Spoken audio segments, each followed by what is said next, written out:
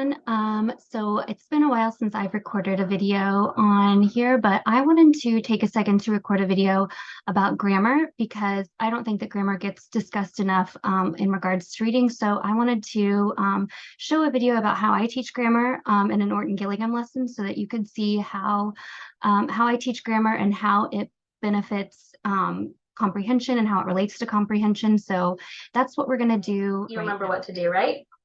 Yep. Can you read it for me first?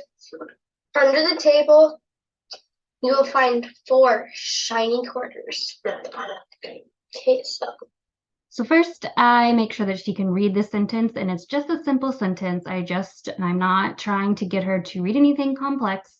I just want to make sure that we're focusing on the grammar. The now first.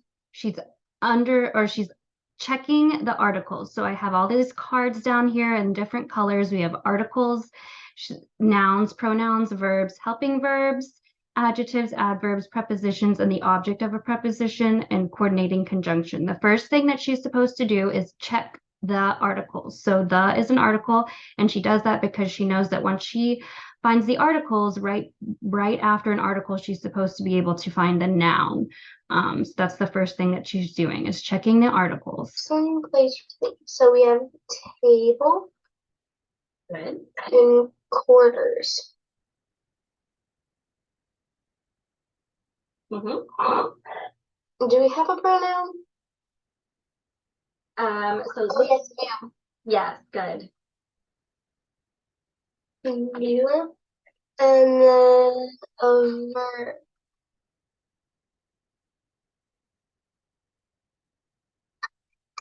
Think about what it's talking about you doing. What are you doing? Or no, you. What will you do? What will you do? Find 4 shiny quarters. Yeah. So what was the first part of that? Find. Find. Yeah, and will is actually a part of it too. Will find is they're kind of together. Will find. So you can kind of circle them both, I guess, as the part of your verb. Or actually, it looks like it's a help. You can label it as a helping verb. See, will is right there as a helping verb because it's it's part of this word find, but it's not. It's help. Yeah. Help. Verb. Okay. That is a D. Good. Helping verb. Yeah, will is the helping verb. Okay. The predicate is there. Okay. And the subject. Would I put on both of the nouns or just the first one? So a good way to find the subject and the predicate is listed right here, right on the slide. So to find the subject and predicate, I teach them to first find the verb, so find. So that's where she put the P right there, and then label the verb. So she's labeling it P for predicate, and then to find the who or the what, and the who or the what plus the predicate will be the subject. So who or the what plus the predicate is her subject. This one is a little more complicated though, because I've added in this prepositional phrase at the beginning. So you'll see her work through this in this clip. I think that you could put it on you because it's really under the table. It's not really, that's just telling you where, right? But the subject is basically, yeah. But this everything after the verb is your predicate. And so this would be your subject, ideally, who or what. If I had done this over, I would have asked her more questions instead of told her, because ideally in Orton Gillingham, we want to be more Socratic and asking them the questions to lead them to the answer instead of just telling them. So that's something that I would have done if I had done this over with her. The sentence is about. So subject, predicate, let's just move on to adjective. Adjective.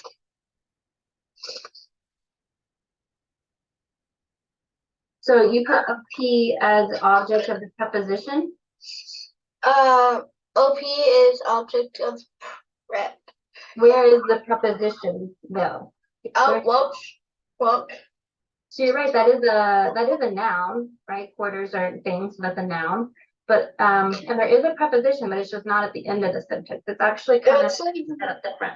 is it right here? Well, let's look at some prepositions are usually talking about location. So is there any word that tells us kind of where something is? There you go. So where's your prepositional phrase? Under. Yeah. Good. So normally, I don't think our sentences would be set up this way. We might have set it up like you will find 4 shiny quarters under the table. This time we kind of reversed it, which is why we have that comma there. But yeah, under the table, it's telling you where you will find the 4 shiny quarters. So that's the prepositional phrase. And then the object of the preposition is table. Good. What about the words for and shiny? Do they have any, what's their job in this sentence? For is an adverb. And why would you say it's an adverb? Well, because like it's like telling you how many shiny quarters you will find. It is telling you how many, but which part of speech answers that question, how many? Is it active? Yeah. So notice there that I'm asking her what is the job of that word. What question is it answering? It's answering the question of how many, which the job of that, the part of speech that answers that question is not an adverb, it's the adjective. It's answering the question of how many. So that's leading her to that answer there. So it's because it's telling us more about what? What is that adjective telling us more about? The noun. What is the noun that it's talking about? Quarters. The quarters, right? So it's describing quarters, and adjectives describe nouns. So yeah, or good. And then shiny, what about shiny? Is that an adverb then? Is that an adverb? Well, think about what it's doing. What is shiny describing a noun, or is it talking about a verb? Yeah, so if it's describing or telling more about the noun, the quarters, right, then it's an adjective. So it's actually got 2 adjectives here. For and shiny are both adjectives. They're both describing quarters. Good. That was a harder one. You did really well with that. Good. Thank you.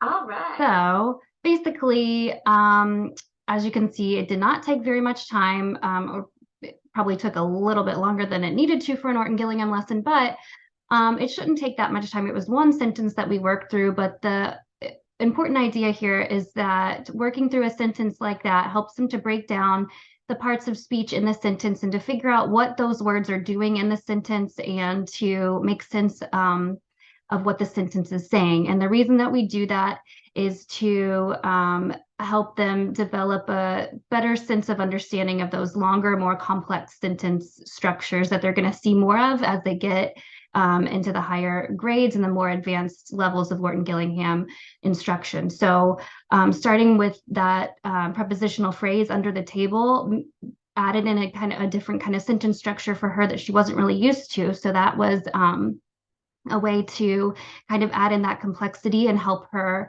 get more experience with those complex sentence structures, get a little bit more practice with different types of sentences and how to understand those different types of sentences, parts of speech, and how that relates to comprehension, so that when they're in those higher levels of Orton Gillingham and when they're reading in class and in the higher grades, that they have more experience with those types of sentences and that they can take that into their comprehension work and just have a better understanding of what they're reading. So that's why I wanted to do this video.